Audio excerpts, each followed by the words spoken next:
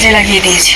ও খুঁজে বের করবে কেমিক্যালটা কোথা থেকে কেনা হয়েছে আর কে কিনেছে। ধারাবাহিকের শুরুতেই আমরা দেখতে পাই, যদি রিহানের কিছু হয়ে যায়, একটুও যদি ক্ষতি হয়, দুর্ঘটনা হলেও, অবহেলা হলেও, সব দোষ কিন্তু পড়বে গেওরের ঘাড়ে। তুই নার্ভাস হবি না সাবিনা, প্লিজ প্লিজ, সব ঠিক হয়ে যাবে। কিন্তু কেন এমন হচ্ছে? কেন পরিস্থিতি হাতের বাইরে চলে যাচ্ছে?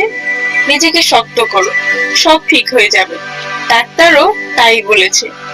শোন না ছোট্ট, জানিস তো কম্পাস, রিহান প্রতি বছর নিজেই সান্টা সেজে ওঠে, নিজের হাতে উপহার দেয়, সবাইকে হাসাতে চায়।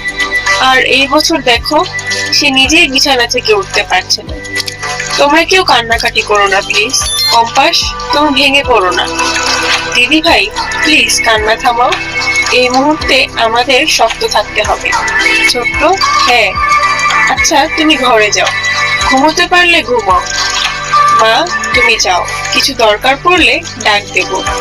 ডাকটা, হ্যাঁ, ডাকটা বেশ গভীর। এই কেসটা এখন শুধু একটা দুর্ঘটনা নয়, পুরো বিষয়টা নিয়ে যেতে হবে অখিলেশের অবজারভেশনে।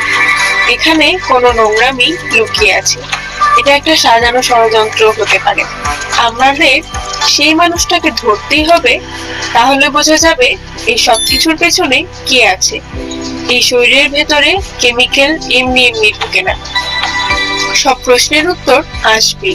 কিন্তু তার আগে একটা বড় সত্য সামনে আসতে চলেছে। এখানে কোনো নোংরামি লুকিয়ে আছে। এটা একটা সাজানো ষড়যন্ত্র হতে পারে। আমাদের সেই মানুষটাকে ধরতেই হবে, তাহলে বোঝা যাবে এই সব কিছুর পেছনে কে আছে। পরবর্তী পর্বে অপেক্ষা করছে আরো বড় চমক।